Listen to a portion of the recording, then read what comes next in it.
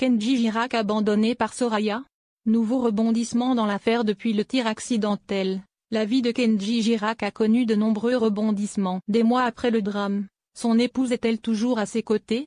Kenji Girac se remet doucement de ses blessures. Selon les dernières informations de Paris Match, l'artiste de 27 ans, victime d'un tir accidentel il y a quelques mois, serait sur le point de reprendre le chemin de la scène. Au fond de lui, l'artiste n'a qu'une seule envie, remonter sur le ring, reprendre le cours d'une vie rêvée. Alors autant tout faire pour y parvenir, indiquaient nos confrères. Mais avant de retourner en studio, celui qui aurait simulé un suicide dans le but de faire peur à sa femme qui venait de parler de départ profite d'une retraite bien méritée. Récemment, environ 140 caravanes se seraient d'ailleurs installées dans le Grand Pré, à Levance, pour une mission évangélique. Parmi les familles présentes se trouve celle de Kenji Girac. Le soir, il y a des guitares et de la musique. Alors, il y a les habitants qui râlent pour le bruit et d'autres qui s'agglutinent au grillage pour écouter. Ce sont des familles et je peux vous confirmer qu'il y a la famille de Kenji Girac, a confié Antoine Véran, le maire de la commune. Bien que la présence du chanteur ne soit pas encore affirmée,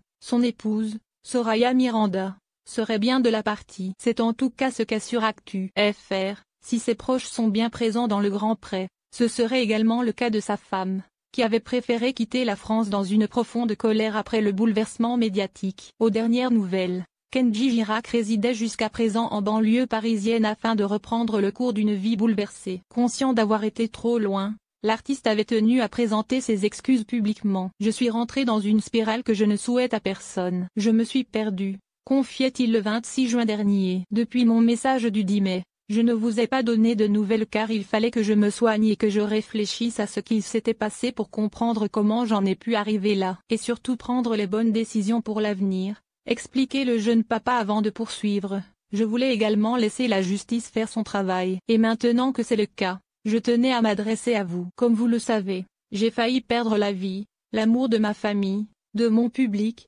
de mes amis. Ma fille a failli perdre son père. Je ne sais pas ce qui s'est passé, ajoutait-il. Et de conclure, je veux demander pardon, m'excuser auprès de ceux que j'ai blessés, à qui j'ai fait de la peine. Je n'ai jamais voulu ça. Mon but à moi, c'est de rendre les gens heureux. Dieu m'a donné cette deuxième chance. Ce n'est pas pour rien. C'est à moi maintenant de vous montrer qui je suis, de regagner votre confiance. Il faut des actes et je ferai tout pour être à la hauteur maintenant. J'ai hâte de vous retrouver. À très bientôt.